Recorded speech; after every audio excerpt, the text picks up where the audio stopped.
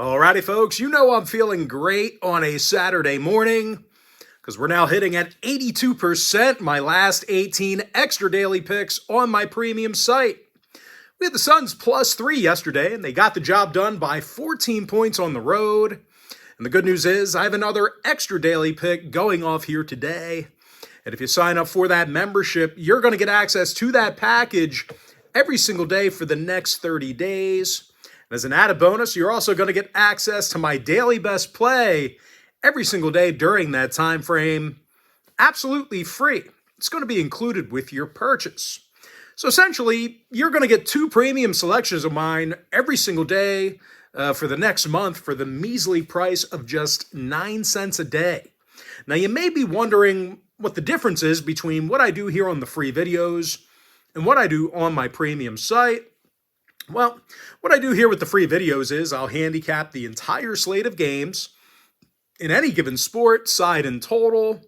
And what I do on my premium site is, well, I actually share with you which one of these free plays on these videos that I actually like the best.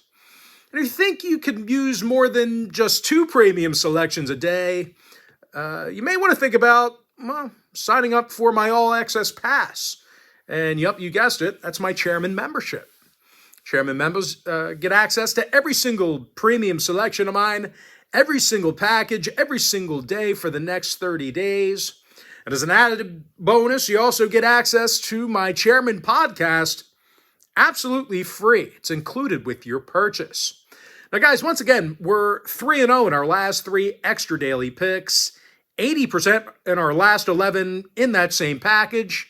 And finally, folks, once again, we are hitting at 82% in our last 17 extra daily picks, all in that very same membership. And once again, folks, I've got another extra daily pick going off here today. The site is patreon.com/BrockPage. And with that, folks, we're going to dive into some free content.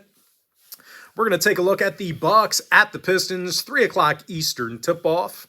Milwaukee's -13, totals 242. Now, the Bucks got the W in 3 out of their last 4. They're actually the best fourth-quarter scoring team in the league. And a lot of that is thanks to Giannis Antetokounmpo, who averages 31 points a game. And he's making 60% of his field goals. Meanwhile, Dame Lillard, he's second on the roster in scoring. And he's making 92% of his attempts from the foul line. Now, they're facing a pitiful Detroit squad who lost 8 out of their last 9. And when it comes to defensive play, the Pistons are giving up 123 points a night. Now, Cunningham and Morris are still out for Detroit. Isaiah Stewart's also been scratched. The Pistons saw overs in 7 out of their last 10. They're also 6-3 to the over in their last 9 in-conference home games. Now, Milwaukee's gone 63% to the over against the Eastern Conference themselves. Give me the Bucks -13. Over 242. Next game, Sixers, Hornets, 7 o'clock Eastern start time. Philadelphia's -11.5, totals 229. Now, the red-hot Sixers won their last 4 straight. They covered the number in all 4 of those victories. When it comes to getting to the basket, no one does it better in the second quarter than Philly. The Sixers currently lead the NBA in second quarter scoring. And of course, Joel Embiid leads the entire NBA in points per game. He's also averaging 11 boards a night.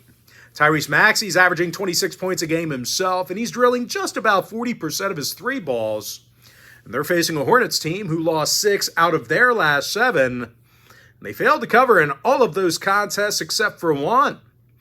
Now, when it comes to guarding the three-pointer, well, Charlotte's very bad at doing that as well. They're allowing their competition to make nearly 41% of their three-pointers against them. That's obviously a league worst. Richards and McGowans are questionable for Charlotte. Williams and Hayward are still out. Meanwhile, for Philly, Melton and Covington are still inactive. Bamba and Springer day-to-day. Now, the Sixers saw overs recently in their last 3 straight. Overs against the likes of Orlando, Denver, and Houston. Philly's also 12-6 of the over in their road trips this year. Meanwhile, Charlotte saw overs recently against the likes of San Antonio, New Orleans, and Chicago. Give me the Sixers minus 11.5 over 229. Next game, Spurs, Wizards, 7 o'clock Eastern start time. Washington's minus 2.5, totals 241. And even though this is a really short number, you still got to consider the fact that Washington has lost 14 of 17 in their own arena. They allow more points per game at home than any other franchise in the NBA. They're also the worst rebounding team in the NBA as well. They're facing a Spurs team who loves to turn it on offensively late. They're a top 5 fourth quarter scoring team in the West. Victor Wembanyama, he is the club leader in scoring. Devin Vassal's second on the roster in points. And out of the Spurs' last 9 ball games, they covered the point spread in all of them except for 2. Now, injury-wise, Collins is out for the Spurs. Sissoko's questionable. Meanwhile, for Washington on the other side, Daniel Gafford's day-to-day with a head injury. Now, Washington's gone 11-6 the over at the Capital One Arena. Meanwhile, San Antonio saw overs recently against the likes of Charlotte, Chicago, and Cleveland. Give me the Spurs plus 2.5 over 241. Next game, Cavs-Hawks, 7:30 East. Cleveland's minus 2, totals 232. And as good as the Hawks are with the ball in their hands, well, Cleveland's one of the toughest teams in the league to score against. The Cavs are allowing fewer points a game on the road than any other roster except for one. Meanwhile, as a team, the Cavs are on a 6-game winning streak. And they cover the point spread in all of those victories except for one. Now, when it comes to covering, the Hawks are easily the worst covering team in the NBA. Out of 19 contests in the State Farm Arena, Atlanta covered the number only 4 times. That's good for just 21% covering at home. And a lot of their issues have been on defense. These guys allow more points a game at home than any other roster besides Washington. Now, injury-wise, more problems there, as well as leading scorer Trae Young is questionable once again here today. Matthews and Krejci also day-to-day.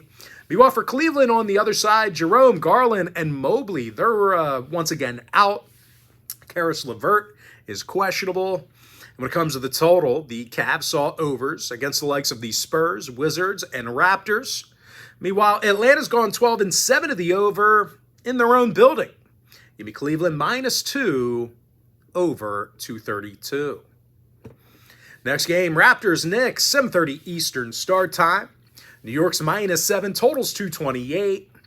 Now, the Knicks have been tough to beat at Madison Square Garden. They're 13-5 in front of their own crowd, and they've been dominant underneath the basket. New York's currently a top 3 offensive rebounding team in the league. Meanwhile, on the defensive side of things, even better. These guys average more defensive boards per contest than any other lineup except for 2. Julius Randle averages nearly double-digit rebounds a game, 24 points a night on offense. Meanwhile, Jalen Brunson averages a team-high 26 points a game himself. He's drilling 42% of his three-pointers. Now, they're facing a Toronto team who defends the three-pointer quite poorly. They're in the bottom 3 in the East in defensive three-point percentage on the road. And out of 21 total contests away from Toronto this season, the Raptors have a win percentage of just .285 in those games. Now, injury-wise, Jakob Poeltl is still out for the Raptors. Otto Porter's doubtful. Meanwhile, for the Knicks, Josh Hart's day-to-day with a knee. When it comes to the total, the Knicks saw their last 4 straight stay under the total. 9-1 to the under in their last 10. Meanwhile, Toronto saw unders recently against the likes of the Bulls, Miami, and Boston. Give me the Knicks minus 7 under 228. Next contest, Grizzlies, Bulls, 8 o'clock East. Chicago's minus 8.5, totals 215 and a hook. And even though the Bulls are steadily climbing their way back to 500, they still struggle getting to the basket. They've had problems on offense for the entire year. These guys are a bottom 5 field goal shooting team in the East. And when it comes to first half scoring, well, not many teams do it worse than these guys. The Bulls are in the bottom 3 in the league in first half points per game. Chicago's top scorer, DeMar DeRozan's making just 34% of his three-pointers. Meanwhile, Nikola Vucevic, he's shooting just 26% from beyond the arc himself. Now, they're facing a Memphis club who does tend to shut it down defensively late. They're allowing fewer fourth quarter points than any other roster except for one. They've also gotten the outright W in 4 out of their last 7. Victories over the likes of the Warriors, Mavericks, and Suns. Excuse me.